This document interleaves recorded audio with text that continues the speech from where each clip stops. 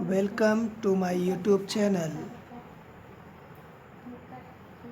Please like, share and subscribe my channel and don't forget to press the bell icon.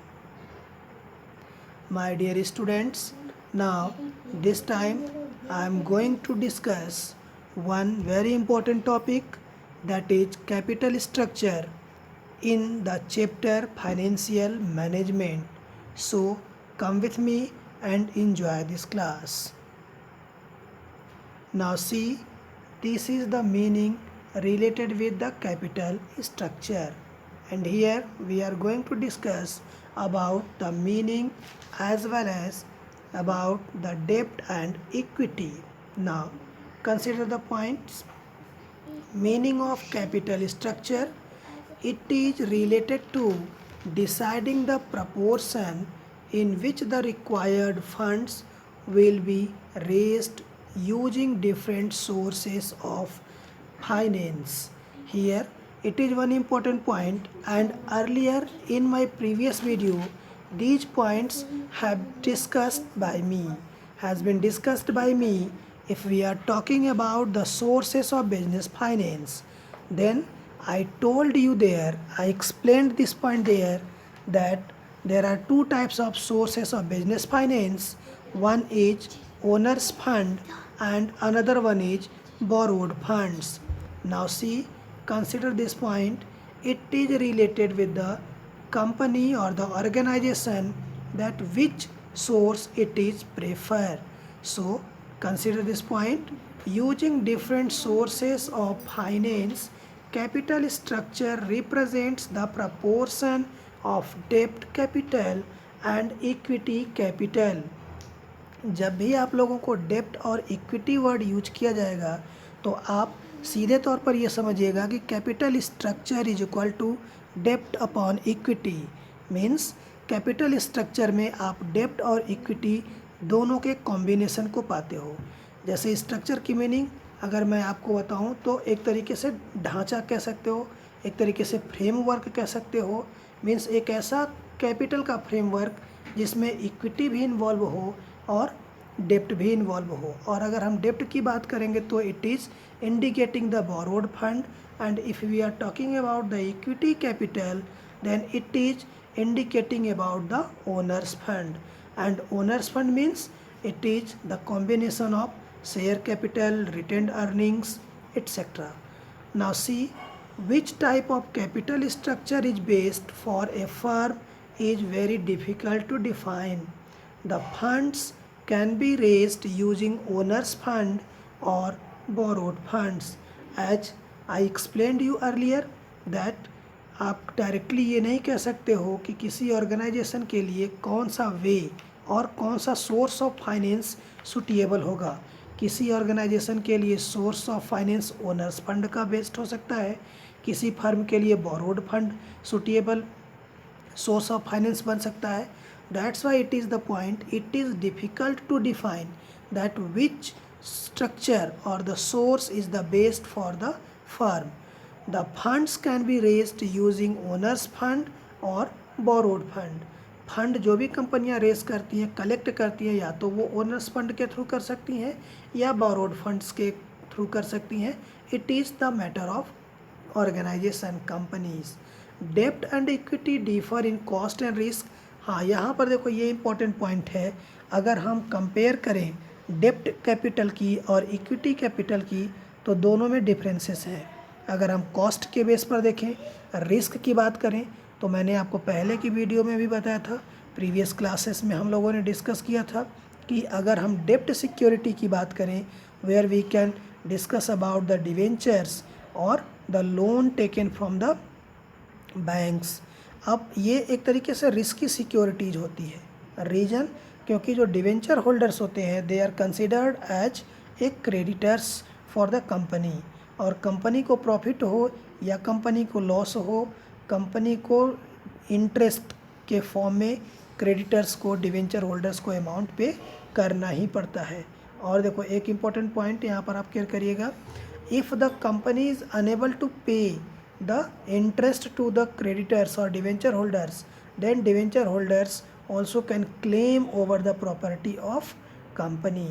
So it is the risky securities, means borrowed fund is the risky securities. Now come with me and let's start the next point. Capital structure refers to the combination between owners fund and borrowed funds. Dept is risky, देखो अभी मैंने ऊपर आपको discuss किया how dept is risky. Dept is risky because payment of a regular interest on dept is a legal obligation of the business.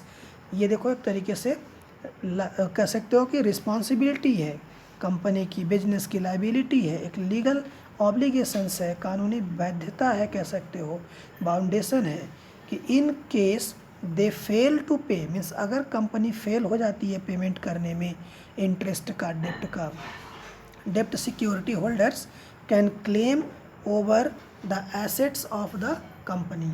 उस condition में claim कर सकते हैं कौन, जो भी डिवेंचर होल्डर्स होंगे. Okay, now come to the next point and it is related with the equity.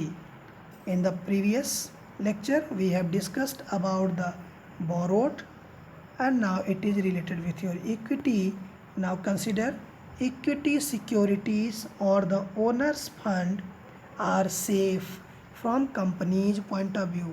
अभी हम लोगों ने borrowed fund की बात की. borrowed fund में हम लोगों ने क्या देखा, it is risky, unsafe, reason क्योंकि आप के लिए लीगल ऑब्लिगेशंस है, आपको अमाउंट हमेशा टाइमली पेड करते रहना है. But if we are talking about the equity securities then it is safe from the company's point of view. Company has no legal obligation to pay dividend to equity share holders if it is running in loss. अगर company loss में चल रही है तो equity share holders को dividend pay करना legal obligation company का नहीं है. वैसे भी हम लोगों ने पढ़ा था कि जब प्रेफरेंस शेयर होल्डर्स को डिविडेंड पे करने के बाद अगर अमाउंट बचती है तब इक्विटी शेयर होल्डर्स को पेड किया जाएगा. लेकिन यहाँ पर ये कोई बाउंडेशन नहीं है कि अगर पेमेंट नहीं हुआ तो फिर ऐसा नहीं है कि वो equity share holders as a debenture holders claim कर दें कंपनी की एसेट्स पे. ऐसी कंडीशन यहाँ पर ओनर्स फंड में in case of equity securities नहीं है. That's Y we can say that it is safe. Capital structure of a business affects both the profitability and the financial risk of the company. जो भी company का capital structure है, जो भी company का डेप्ट और इक्विटी का कॉम्बिनेशन है, ये कंपनी की प्रॉफिटेबिलिटी, कंपनी को जो प्रॉफिट हो रही है उसको भी, और कंपनी का जो फाइनेंशियल रिस्क है दोनों को अफेक्ट करता है. As you are seeing here that it affects both the profitability and the financial risk. Higher use of debt, remember, higher use of debt increases the fixed financial charges. However, most financing decisions are taken with an aim to increase shareholders wealth. कहने की meaning यहाँ पर यह है कि अगर organisation या company ज़्यादातर डेप्ट सिक्योरिटीज़ के बेस पर, ज़्यादातर डिवेंचर को इशू करके या फिर लोन के थ्रू बिजनेस कर रही है, तो ये जो होगा ये कंपनी के लिए फिक्स्ड फाइनेंशियल चार्जेस को बढ़ा देगा. मीन्स कंपनी के जो एक्सपेंसेस होंगे, जो चार्जेस होंगे वो इंक्रीज होंगे, क्योंकि कंपनी को तो टाइमली पेमेंट करना ही होगा इंटरेस्ट का, चाहे वो बैंक का हो या डिवेंचर होल्डर्स का हो. लेकिन अगर कहीं कंपनी डेप्ट को इंक्रीज करती है अपने ऑर्गेनाइजेशन में, तो उस कंडीशन में कंपनी के लिए ये मैक्सिमम प्रॉफिटेबल प्रूफ नहीं होगा. However, most financing decisions are taken with an aim to increase shareholders' wealth. That's why it is the decision taken by the financial manager to use the owner's fund and increase the wealth of shareholders. Therefore, an optimal capital structure is the one which increases the value of equity shares. इसीलिए ये कहा जाता है कि जो सबसे suitable capital structure है, जब भी देखो कैपिटल स्ट्रक्चर वर्ड यूज किया जाए तो आप डेप्ट और इक्विटी के कॉम्बिनेशन से समझिएगा. तो यहाँ पे जो लास्ट पॉइंट की मीनिंग बनती है वो ये कि ऑप्टिमल कैपिटल स्ट्रक्चर और useful capital structure is the one which increases the value of equity shares. जो एक सुटेबल कैपिटल स्ट्रक्चर होगा वो केवल वही माना जाता है जो इक्विटी शेयर होल्डर्स की वैल्यू को बढ़ाए, इक्विटी शेयर होल्डर्स की वेल्थ को इंक्रीज करे, ओके। और मैक्सिमम जो भी डिसीजन होते हैं वो ओनर्स फंड के पॉइंट ऑफ व्यू से ऑर्गेनाइजेशन में लिए जाते हैं। And maximum utilisation of owners fund is the risky and harmful for the business, for the company. So this is all about the capital structure, and now listen it, see it, and try to understand, get all the detailed things for your profit. Okay, thank you so much for watching this video.